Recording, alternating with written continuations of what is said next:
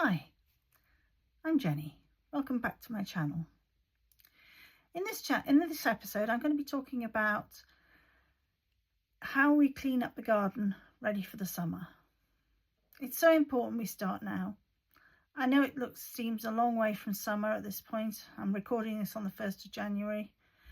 But it's also about getting that mental preparation, not just the actual preparation in the garden, but it's that thinking about things through. So obviously the first thing to do is to start by what I call the winter cleanup. I know we're still in the middle of winter, but now's a good time to get on top of those jobs that need doing.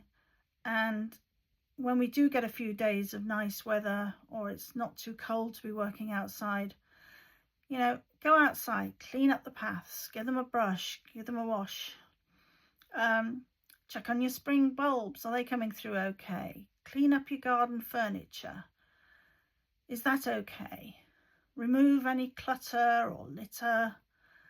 And check your fencing. We've had strong winds, lots of things can be happening. So making sure your fence panels are secure before they come loose is always a good plan. We live in a climate, or I live in a climate, that has a relatively short growing season. So for me, I have to get things going before they go outside in the garden.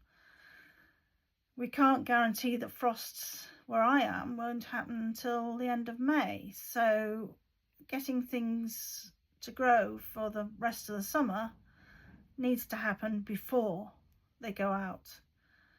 So for me, January is a time when I have got the plans, or I'm making the plans for what I'm going to be planting in the garden for the coming year. And that's not as easy as it sounds, because some plants may be in the wrong place. Some plants I've decided that are outgrown their usefulness, or they need replacing. And, generally gardens aren't static. They're things that need to be worked on. So obviously pruning is a good thing to be doing right now, in the sense of winter pruning, where, you're getting rid of dead branches or crossing stems, things that get in the way of the bush looking, in a good shape. So giving it, if it's supposed to be a round ball and it's looking more like a fan, then it needs a bit of a clipping back into shape.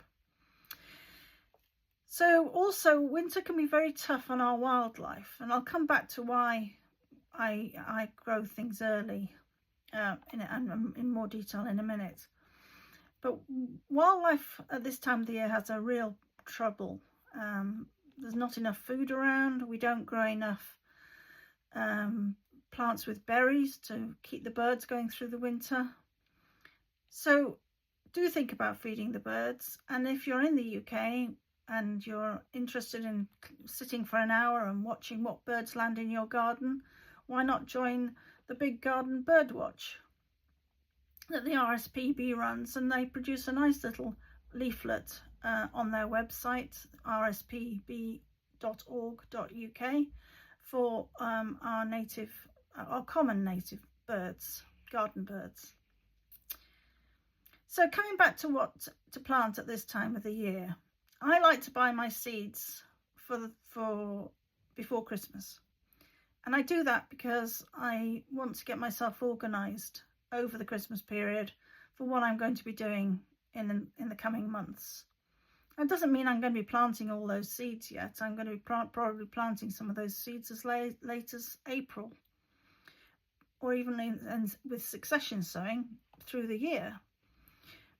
But what it does mean is I get the varieties that I want. They haven't run out, and I get the actual ones I want. Similarly, if I'm decided to grow potatoes, last year I grew them in 30 to 40 centimetre pots. I got quite a good yield. It was certainly enough for my husband and myself. But they did take a lot of work, particularly watering. So I may grow some, but I probably won't grow as many as I did last year. That was quite a mammoth effort for me. But I do like the taste of homegrown potatoes. You can't beat them. They're much better, and you get a much bigger variety of varieties and therefore flavours when you grow your own. This year I grew pink fir and the good old staple King Edwards. Both did well.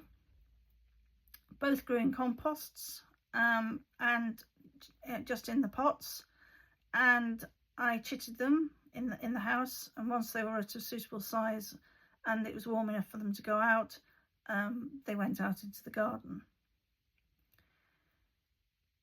But that's the same with any plant. So whether you're deciding that you want to grow a something that comes bare rooted or is in a pot, or you have to go from seed, now is the time to think about it.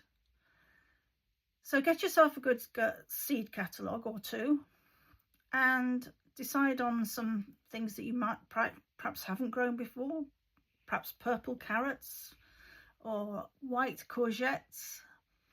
There's lots of different varieties out there if you go hunting for them, so that you can always put something different on the table. But it's also about deciding what's going to go where, what suits your soil, what suits the space that you've got available.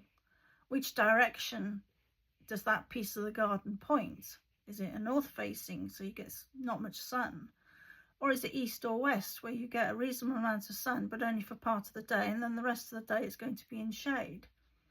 So picking the right location and the right place for the plants and what the plants like is very important. And most of our fruit and veg need at least 6 hours of sunlight per day to really thrive and produce good produce. So that needs to be taken into account.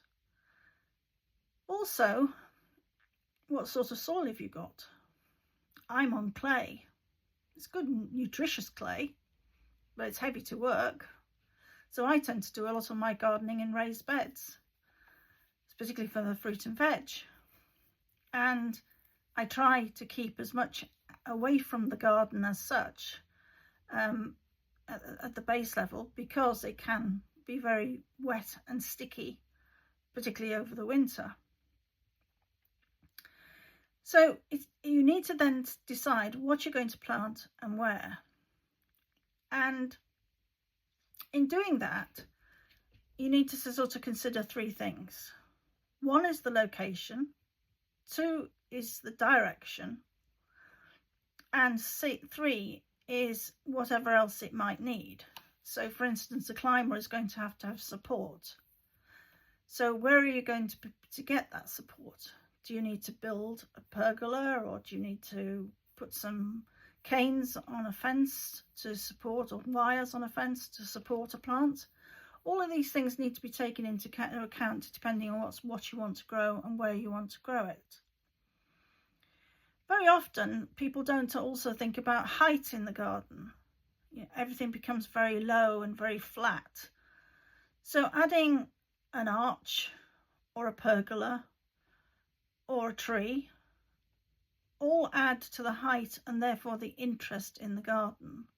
And adding a tree, particularly a fruit tree, into a lawn where you plant a bed of wildflowers around the base of the tree, will stop you mowing right up to the tree and possibly damaging the tree, but also it gives place for pollinators that you need to pollinate the fruit in your fruit tree. And so, it all comes down to thinking about what you want in your garden, where you're going to put it, and we'll be dealing with more of that in the coming weeks. Enjoy your day. Thank you very much.